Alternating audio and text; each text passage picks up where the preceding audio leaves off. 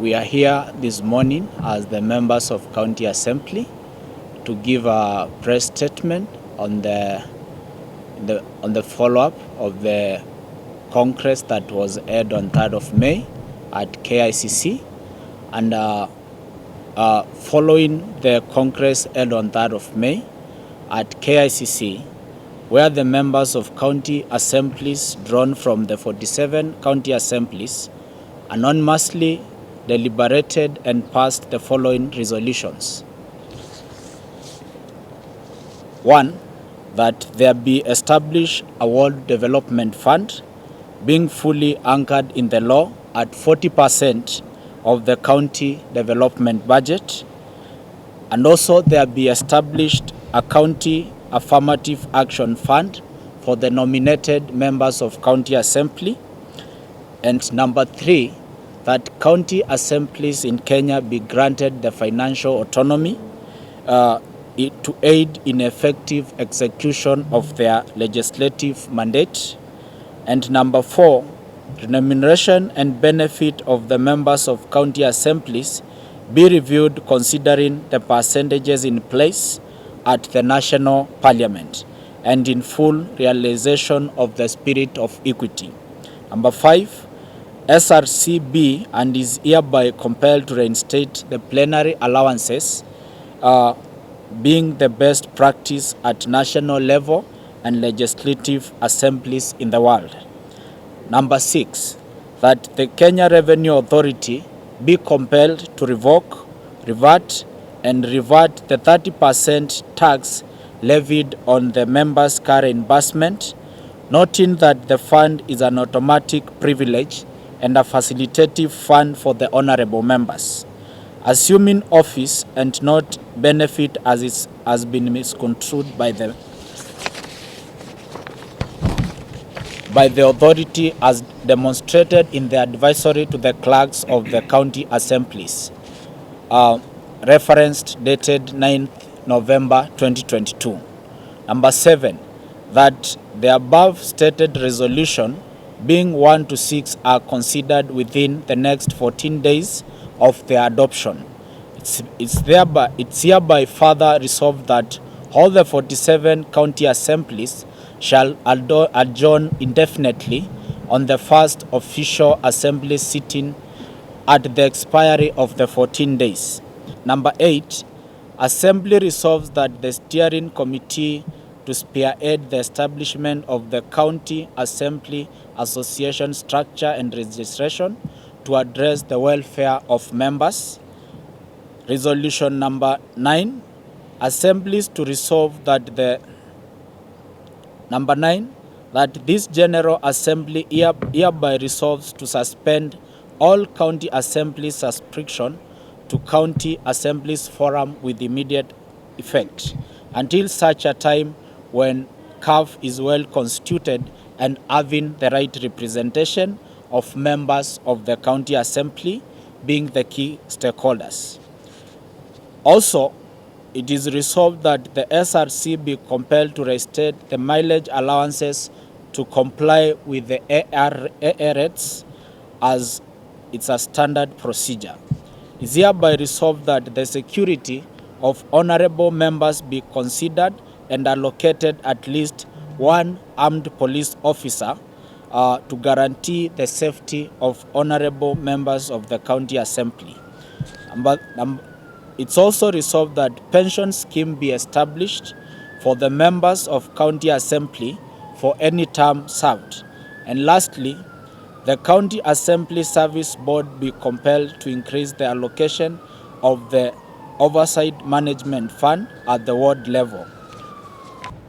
Kwa majina naitwa Mheshimiwa Ahmed Rashid, Majority Leader, Mandera County Assembly. We have assembled here as the chairman has rightly put it, to follow up what was resolved during our annual general meeting that was done at KICC, and I've taken this just to emphasize on the issue of autonomy of the county assemblies, because you find that at the national level the separation of power is very clear, such that assembly operates very independently, judiciary operates very independently and the executive operates very independently, so that each one of those entities does what has been mandated by the Constitution. So at the county level, we have two arms of government, the executive and the assembly. So we don't know the framers of the Constitution, what they had in mind when they tell us that they are supposed to oversight an institution that they have joined us at the hip. Because when you look at how the county assemblies operates, we operate at the mercy of the executive. Any funding that is required by the county assemblies have to be approved through the executive, through the CEC finance that has been approved by the county assemblies. So at the end of the day, it's like, you know, two bulls that have been joined by the yoke to plow.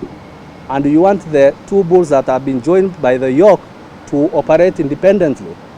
So what we are agitating as the association of members of the county assembly is for these the separation of powers at the county level to be clearly pronounced as envisaged in the Constitution, such that we are able to do what has been mandated by the Constitution for us to be able to operate. At the end of the day, people are very harsh criticizing the members of the county assembly that we are not able to do our legislative roles. And the people who are supposed to facilitate us, to support us to deliver on our mandates, have clearly not listened to us for a very long period of time. We are talking about 10 years of devolution, and our cries have fallen to deaf ears. This is why, as the chairman has rightly put it, we have decided to speak for ourselves, because we are able to do that. And this is what I wanted to very clearly come out very strongly. Among the very critical issues that we are holding very, very dear to our hearts as members of this association is for us to be given independence, to be given proper facilitation and support. If the law allows us, if the Constitution allowed us to do that, to separate ourselves from the executive at the county level, I'm sure we will have done the following day. But this role belongs to the national government, the National Assembly, the national level, and the Senate. And we are urging them now to very clearly support devolution if that is what the framers of the new Constitution has intended. So this is what we are today assembled here to push that agenda forward. Thank you very much. Thank you very much, members of the press.